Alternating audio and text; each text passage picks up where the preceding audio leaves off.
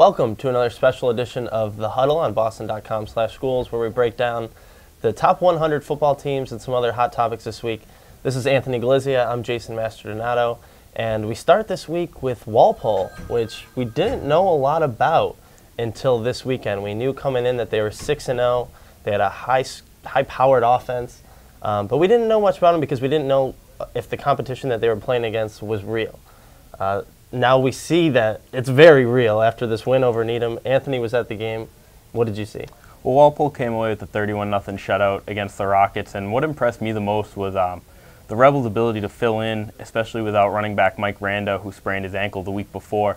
And junior Connor Moriarty rushed for 124 yards and a touchdown and was almost as effective as Rando, even though he said that he's not better, but he did put a great performance. Also, Chris Collins, Walpole's 6'4" tight end, Will Bolster, the quarterback, just tossed 2 jump balls up to him, and he was able to pull him down and just out-jump Needham and really just set the pace for the game.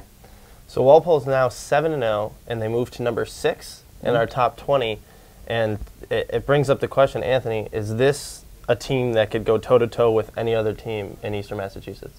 I think the difference is their defense, and I think that Walpole sits right outside the top 5, and I think it's appropriate. But I also think that the Rebels can really hang with any of those teams. I mean, their defense shut down Needham's running back Mike Panapinto and held him to just 67 yards, which is very impressive, especially for someone who put over 200 yards against Weymouth and teams with good defenses.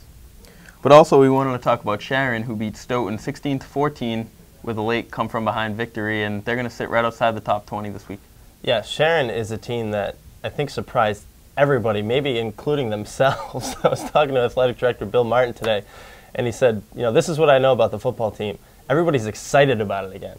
And, this is a school that hasn't had a winning team since 1988. And for me, I'm impressed with what Dave Morse has been able to do. Just his second year as head coach. I think he's only 25 years old. When he took over last year, you didn't really know what to expect. He was a young guy. He was working up in the booth, I believe, calling offensive signals. And he comes in and turns this program around. And now they're 6-1. And they lost to King Philip last week. But this win over Stoughton really, I think, cements them as a team that has to be taken seriously. Yeah, I mean, now they're 2-0 and they're atop the Hockomock Davenport division. And Coach Morse was talking after the victory that with the current format that it's going to get really tough for one of these teams to make the playoffs. And looking at the rest of the schedule down the road, Sharon has, after Randolph this week, Franklin, who's 6-1, Foxborough, who's 5-2, and Oliver Ames, who's also 5-2. Now, Foxborough and Oliver Ames are also in the Davenport division, which means that at the end of the year, one of these teams is going to get left out. If only we had a system that would allow more than one team to make the playoffs. Of course, the vote will be on Friday, and we don't know how it's going to go yet. But I think one of the key points and looking back is to see what the vote went 2 years ago, what that vote was like. And from what I heard, that was pretty much a 60-40 against. But that proposal was much different than this proposal. And the interesting thing here is going to be to see who shows up, because we have schools that don't even have football teams that get a vote.